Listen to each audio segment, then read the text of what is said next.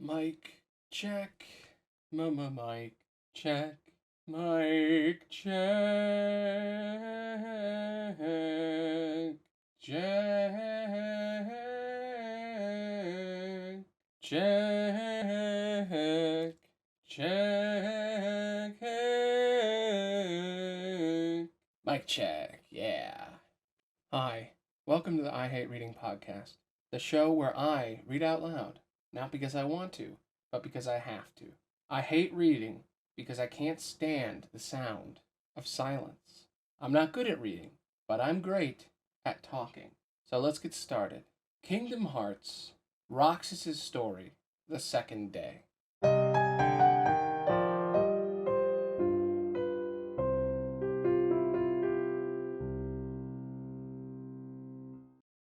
Welcome back. It's been a bit. I haven't recorded this in a long time. I recorded the first episode a while back, and I decided to just get this done. So here we are. I don't know when we're ever going to finish all of this. It's taking so much longer than I originally planned. But let's go. The second day. Last time, Roxas and all his friends in the small town of Twilight Town realized that all their photos were being stolen, but also the word photo was stolen. They couldn't say it, and there were some mysterious creatures in gray. Everything seemed so strange. He's having weird dreams, and nothing is as it seems. Let's continue. Light, a keyhole, and a giant key. Sora, the boy in the dreams, held the key. It belonged to Sora, and, that's right, it was called the Key Blade? Roxas awoke from the dream and sat straight up, staring at his hands. He remembered the sensation of holding that enormous key. Yesterday, he fought the strange creature with it, the Keyblade. Was there some connection between the dream and real life? The key and Sora's weapon in his dreams were the same. I don't get it. Scratching his head, Roxas stepped out of bed and got dressed and ran outside. To the usual spot, of course. What he'd seen yesterday. It was like all the dreams he'd been having lately. The stolen pictures, that strange creature, and then the Keyblade. Roxas picked up a stick on the sidewalk and swung it like a sword. What was that about? He mumbled. Of course, the stick wasn't going to suddenly change into the Keyblade, but then why had his toy sword transformed yesterday? He sighed and tossed the stick away. It spun through the air and hit a wall, or it should have, but instead, it struck a man in a black cloak. Hoops! A deep hood kept the man's face in shadow, and Roxas couldn't tell how angry he was. Sorry about that, Roxas said, waving apologetically, but the man turned and walked away without a word. Roxas had never seen anyone like that around town, but did he know him from somewhere? He shook his head at the strange idea. Why would he look at someone he'd never seen before and think they'd met? Huh, weird. Roxas shrugged and hurried on his way to meet his friends. Everyone else was sitting where they always did in their hangout, eating sea salt ice cream. Morning, Roxas said, the late arrival. Hayner handed him one wordlessly. Thanks. He sat on the wooden crate to enjoy it. The ice cream bar, with its unusual, salty sweet flavor, was a specialty of Twilight Town, and not one of the four could resist it. Do you guys think we'll always be together like this? Pence said out of nowhere.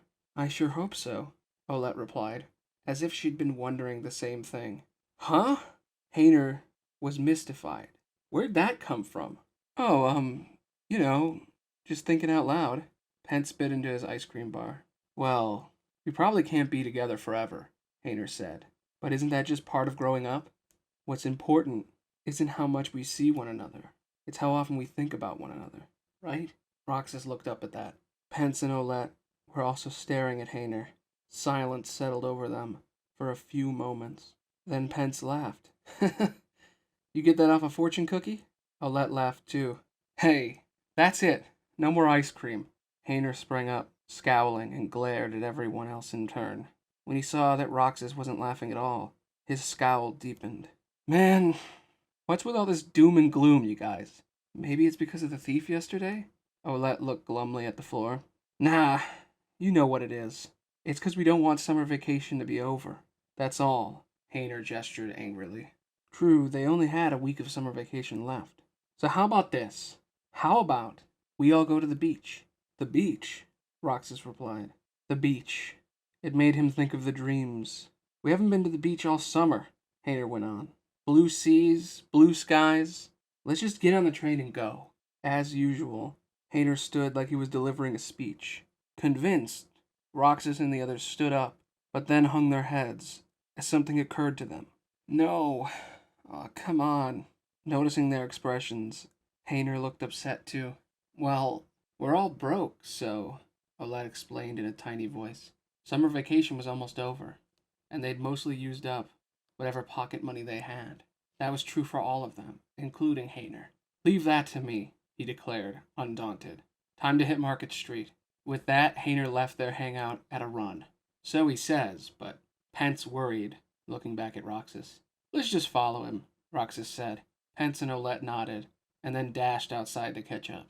The three raced through the back streets, as if playing tag, and then they saw Hayner paused on the slope leading up to Market Street. He was looking at the poster advising The Struggle. Just 2 days to go. The Struggle was a sort of tournament in Twilight Town, in which the contestants battled with special weapons made for the event. The preliminary rounds were already over. Hayner and Roxas had made it to the semifinals. So had Cypher.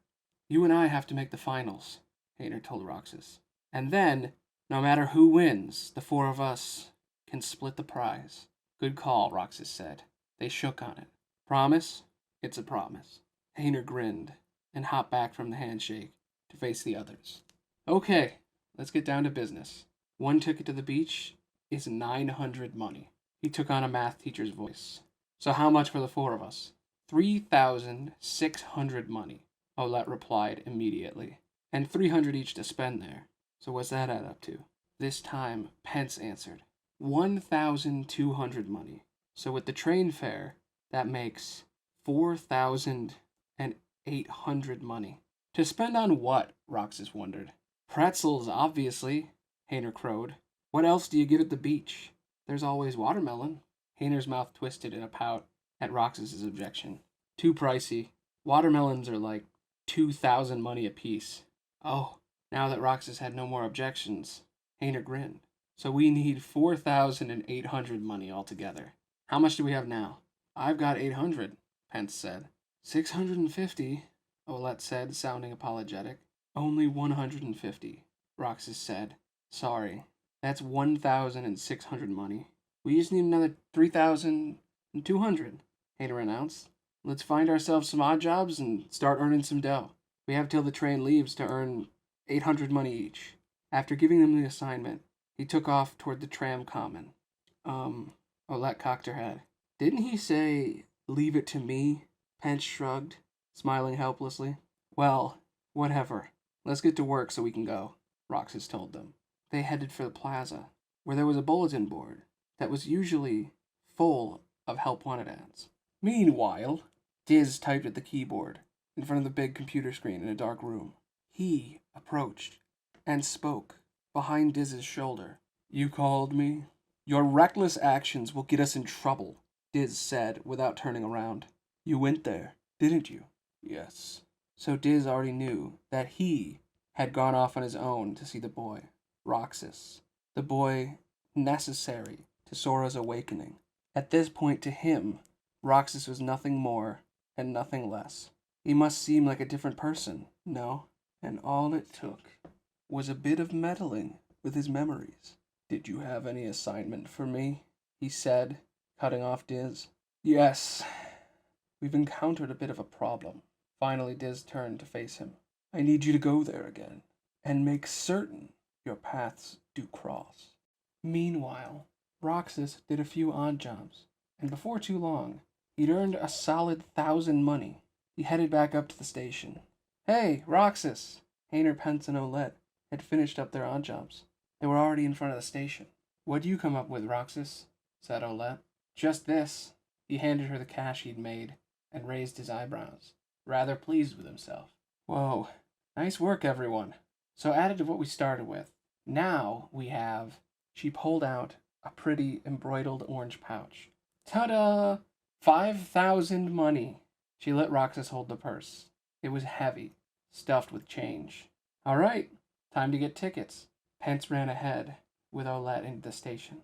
Usually, Hayner would be the one taking the lead, but he was standing still. We can't be together forever, Hayner murmured. So we gotta make the time we do have something to remember. Roxas was surprised. Huh? Gotcha. As if he was embarrassed by what he'd said, Hayner gave Roxas a friendly punch in the gut and ran after Olette and Pence. It's not like I like you or anything, Baka. He didn't say that, I said that. Hayner, flustered, Roxas started to chase his friend, but his legs gave way beneath him. Huh? This again? Fighting back the same weird feeling he'd had yesterday, Roxas tensed his legs to keep from falling. When someone grabbed his arm and pulled him, he yelped in surprise and looked up. It was the same man in the black cloak that he'd seen this morning, helping him to his feet. Oh, sorry. Thank you, Roxas said, somehow managing not to fall over again. The man leaned over and whispered close to his ear. Can you feel Sora? What? Just as Roxas started to ask, the bells of Twilight Town rang. Ding, dang, dong. Roxas! Hayner poked his head out from the station doors and called to him. Coming, he replied, and turned to the man again. But no one was there. He was just standing right here. Come on, Roxas, Hayner shouted, and Roxas ran across to the plaza. What was that guy saying? What about Sora? Hurry up! Roxas charged into the station to find Hayner leaning over the ticket window. Olette was already waiting on the platform. 4 students, Hayner blurted at the vendor. Roxas, the cash, Pence said, hopping from foot to foot behind Hayner. Got it. Roxas ran to join them and reached into his pocket. But the purse that Olette had entrusted to him wasn't there. What? It's gone. Huh? Hayner turned away to the ticket window. He took it. Roxas headed back to the station. Where are you going? Noticing that something was wrong, Olette came back down from the stairs to the platform. You saw me fall just now, right? When it got stolen? Roxas said in a rush. I bet that guy took it. Confused, Hayner tilted his head. What guy? You can't have gotten too far. Roxas was about to take off and look for the man outside the station, but Hayner grabbed his shoulder. What are you talking about? There wasn't any guy, he told Roxas squarely. Huh? But Roxas trailed off as the station bell rang, announcing a departure. Ding dong. The train's leaving, Olette said mournfully. Oh, but really, there was someone he took. It doesn't matter, Roxas. Hayner let out a deep sigh. Meanwhile, why did I say that to him? He hid his face deeper under his hood as he headed back to the station, his mind wandering. Can you feel Sora? There was no need to give Roxas that much information. In fact, telling him was a bad idea. And yet, in that moment, when he touched Roxas, he couldn't stop himself from asking the question. He wanted to know whether Roxas really could feel Sora. Now that he had calmed down a little, the sentiment seemed strange to him. When would Sora wake up? He was getting frustrated with himself, unable to do anything but watch Sora sleep in the capsule. And he felt like he ought to have some memories of the time he'd spent with Sora. Maybe that's what he wanted to know. Could Roxas feel Sora? The purse full of money was in his cloak pocket. They couldn't let the kids go to the beach. They shouldn't even leave the town. That's why he had stolen their money. They had reasons for intervening, although situations that required their direct intervention weren't supposed to happen in the first place. Would Sora really wake up? All year long, he had been feeling as powerless as he had back then, back when he could only watch Kyrie's helpless sleeping body. He had never wanted to feel that way again, so he ended up fighting a reckless battle, and chose to become this form. Am I doing the right thing? He didn't know, but for now, he had to believe that he was. He went through the same mansion gate and opened the front door. Welcome back.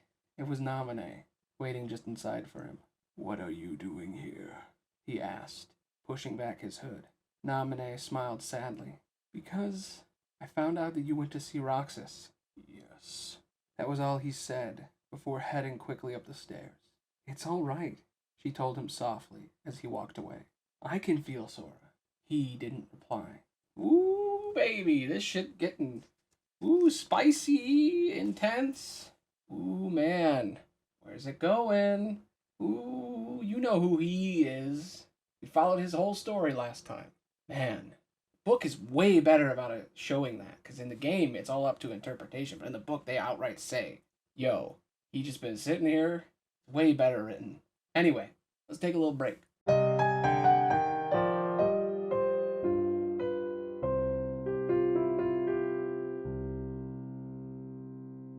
Have you ever wanted to watch over 200 mediocre videos?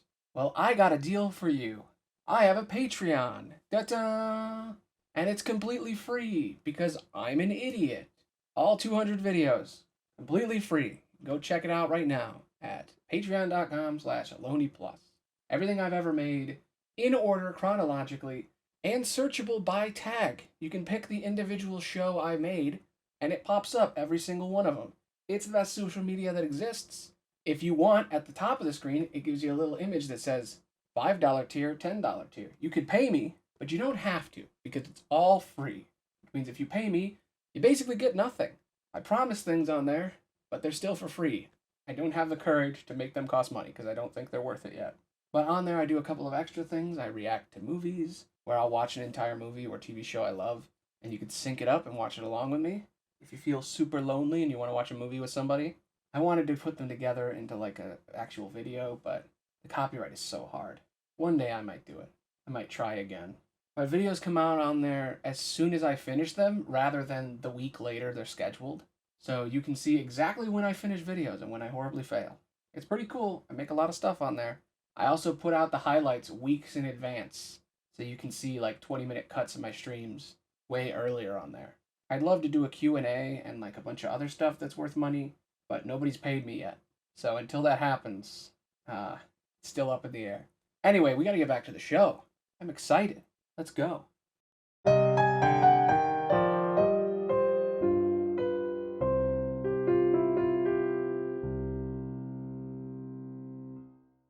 The setting sun was dazzling.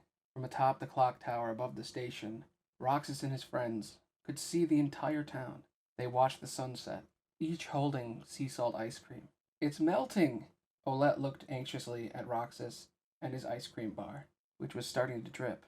"Oh, sorry." Roxas couldn't understand how he managed to just lose all that money. He was so sure he'd seen that man, but no one else had. "Hey, forget it already," Hayner snapped. "Doesn't make any sense, though," Pence sighed. "Exactly. It makes no sense." "It is strange," Olette murmured. "You said it," Hayner agreed. Even though Roxas told them that a man they couldn't see stole their money, not one of the friends suspected him of lying. That only made him feel worse. They should have been at the beach eating pretzels right now. "Can you feel Sora?" he mumbled aloud, without meaning to. "Huh?" Hayner squinted at him with confusion, then stood up, having finished his ice cream bar. "Well, we can try again tomorrow." "Yeah, summer vacation still isn't over," Pence said, trying to encourage him. "For today, we should probably go home, though." Olette got up, too. "Yeah," Roxas said, but he couldn't get himself to smile. "See you." Hayner and Pence began to climb back down. Olette turned back as she left to follow them. "Don't worry about it, okay?" Roxas nodded as he got to his feet. The sun was sinking beneath the horizon. It should have been just another usual sunset, but something seemed different to him. Why? Is something about to change? "Come on, Roxas," Pence called from below. "Yeah, coming." Roxas turned away from the sunset and jumped down the stairs. The last rays of the sun were warm on his back. "Restoration at 28%. Nominee. Hurry," Diz muttered, staring at the monitor. The number on the screen had risen only slightly, without much in the way of visible change. Still, compared to the past, it was fair to call this a significant development. Diz became aware that the door was open behind him, and swiveled his chair around. "So, you've returned. Is it really that hard to make a beach?" he asked, clutching the orange purse. "We'd only give the enemy another entry point." He shrugged and fidgeted with the pouch, tossing and catching it in his palm. "What should we do now?" "We could always get some sea salt ice cream." Diz laughed under his breath and turned to the computer again. "You should not bring objects from that town into the real world. Delete it." He appeared to ignore Diz, continuing to play with the purse. And that's where it ends. Day 2.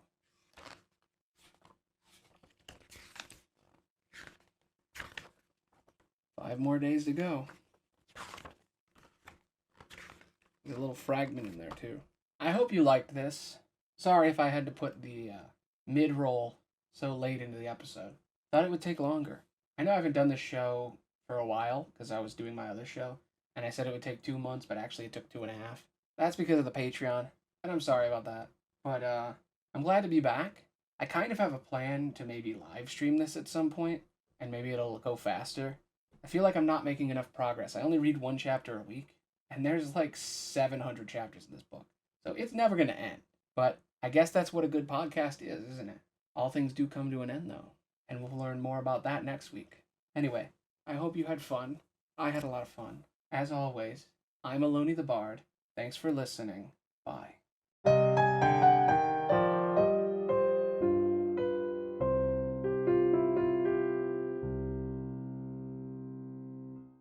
So I've started using markers to count how many times I made mistakes so I can go back and fix them way faster. I made 75 mistakes. 75 flubs I had to go back and fix in this script. And each of those flubs, sometimes I had to do multiple times, like 3 or 4 times. Jesus Christo. Holy fuck. Anyway, bye.